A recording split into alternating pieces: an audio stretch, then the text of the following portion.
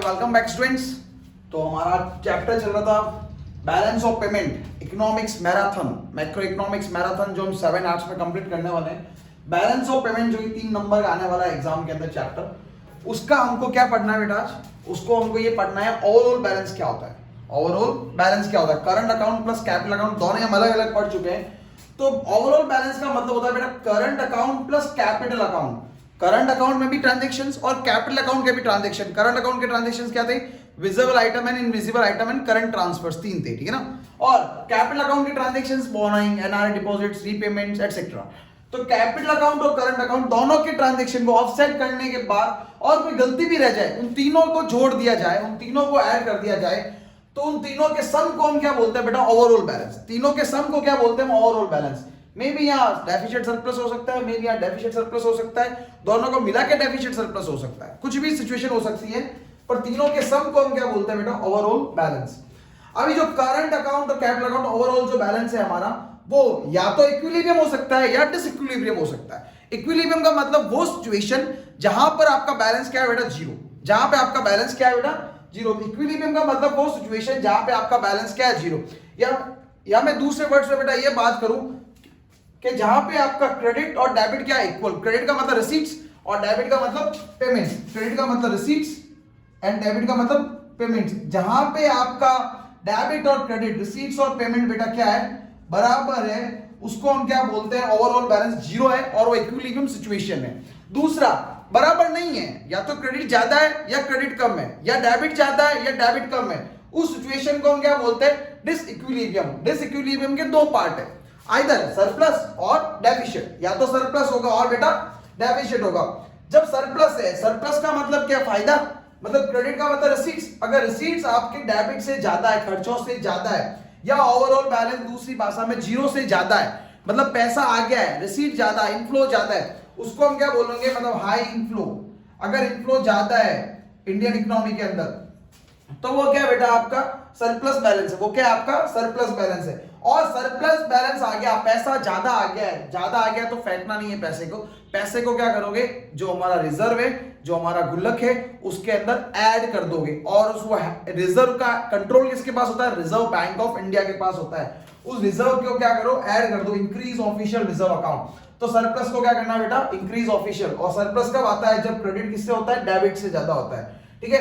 Reverse situation, अगर आपका debit credit से ज्यादा है, मतलब कि खर्चे ज्यादा और इनकम कम है, आमदनी अठनी खर्चा रुपया, आपका डेबिट अगर क्रेडिट से ज्यादा है, ओवरऑल बैलेंस आपका नेगेटिव है, लेस देन जीरो है, इस केस के अंदर उस सिचुएशन को क्या बोलेंगे बेटा? डेफिशिएट, नुकसान। और जब भी आपका नुकसान होगा, तो अभी देखिए, जब पैसा ज्यादा आया तो गुल्लक के अंदर डाला, जब पैसा कम पड़ गया गुल्लक से वापस विड्रॉ कर लो। तो उस नुकसान को आप क्या करोगे? फाइनेंस कराओगे, उसको एडजस्ट करोगे। उसको एडजस्ट किससे करोगे बेटा?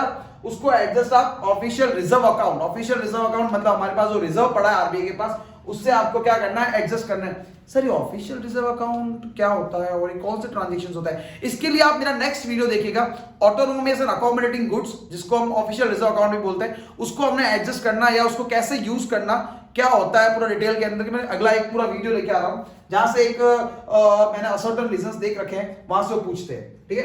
सरप्लस या डेफिशिएंट बैलेंस ही होते हैं। समझ आ गई चीज बेटा आपको?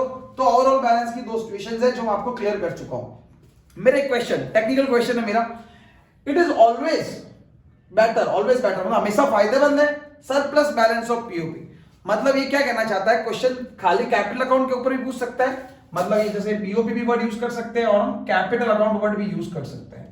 वैसे तो पीओपी का मतलब करंट प्लस कैपिटल होता है, लेकिन करंट के अंदर सिचुएशन ये नहीं आती है, कैपिटल के ऊपर ये मेन क्वेश्चन। तो अगर कैपिटल अकाउंट का सरप्लस बैलेंस है, सरप्लस कब होता है बेटा? जब आपका क्रेडिट किससे हो? डेबिट से ज्यादा हो, मतलब रिसीट साइड जो है आपकी, क्रेडिट साइड है वो हाई है कैपिटल अकाउंट की, वो है, और आपका डेबिट साइड है वो कम है। क्या हमेशा ही फायदेमंद है? तो बेटा ऐसा नहीं कि वो हमेशा फायदेमंद है, ऐसा कभी भी नहीं है कि वो हमेशा फायदेमंद है। ऐसा हो सकता है, इट्स ए ग्रीन सिचुएशन, जिसको क्या बोलते हैं? ग्रीन सिचुएशन, धोखा, ठीक है। हिंदी में इसको क्या बोलते हैं बेटा? धोखा है आपके साथ, आपकी आंखों को इल्यूजन हो रहा है, धोखा हो रहा है कि आपको दिख तो रहा है सरप्लस है, लेकिन वो फायदेमंद नहीं है। ऐसा कैसे हो सकता है सर कि सरप्लस है और फायदेमंद नहीं है? तो उसका नीचे मैंने एग्जांपल लिखा है बेटा। एग्जांपल इसका बोरोइंग्स। कैपिटल अकाउंट ट्रांजैक्शन में क्या क्या आया था? पहला बोरोइंग्स, दूसरा एनआरआई डिपॉजिट्स, तीसरा हमारा बैंकिंग कैपिटल, चौथा रीपेमेंट्स, फिर हमारा इन्वेस्टमेंट्स, ये सब आ रहा था, ठीक है ना। तो जैसे हमने पैसा बोरो किया, उधार लिया, उधार किस साइड आएगा? Credit side, receipt side. तो मान लीजिए 5 लाख एग्जांपल लिया मैंने, 5 लाख रुपए मैंने उधार लिए, तो क्या करेंगे? हमारे क्रेडिट साइड में आएंगे, मतलब 5 लाख से क्रेडिट क्या हो जाएगा? बढ़ जाएगा। रिसीट क्या हो जाएगा बेटा? इंक्रीज हो जाएगा। तो जब क्रेडिट ज्यादा होगा तो क्रेडिट क्या हो जाएगा? डेबिट से ज्यादा, और जब क्रेडिट डेबिट से ज्यादा होगा तो सिचुएशन क्या आ जाएगी? सरप्लस। अब मुझे एक बात बताओ बेटा, खुद के पास तो पैसा है नहीं, मार्केट से पैसा उधार लेके आते हो, उस उधार की वजह से ये बोलते हो हम पैसे वाले हैं, हमारा बैलेंस ज्यादा है, हमने तो गुल्लक एक का भर दिया।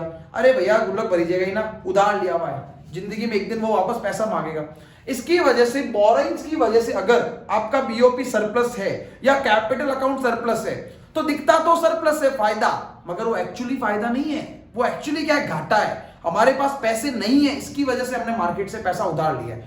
इसलिए आपसे अगर पूछा जाए ट्रू एंड फॉल्स के अंदर या सर्टेन रीजन के अंदर कि there is always it's a better in the surplus balance of BOP और करंट अकाउंट, तो ये फॉल्स स्टेटमेंट, ये फॉल्स क्यों है? ऑलवेज बेटर नहीं है। हाँ बेटर है, लेकिन ऑलवेज बेटर नहीं है। बेटर कब है? जब बोरोइंग्स की वजह से वो पॉजिटिव नहीं हुआ है, अदर देन बोरोइंग्स की वजह से वो पॉजिटिव हुआ है। तो ये ध्यान रखना, वर्ड ग्रीन यूज कर सकते हैं जिसको धोखा बोलते हैं हम लोग। तो इन दिस वे हमने ये समझा बेटा ओवरऑल बैलेंस को कंप्लीटली।